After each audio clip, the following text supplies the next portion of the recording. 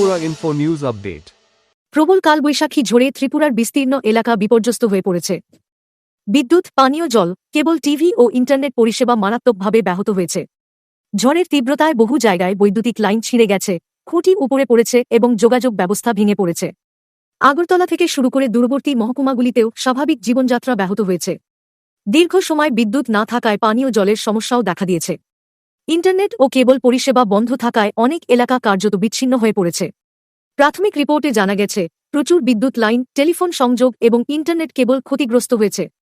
ক্ষয়ক্ষতির পরিমাণ বেশি হওয়ায় আগামী ২-৩ দিনের মধ্যে পুরোপুরি পরিষেবা চালু করা কঠিন হতে পারে বলে আশঙ্কা করা হচ্ছে।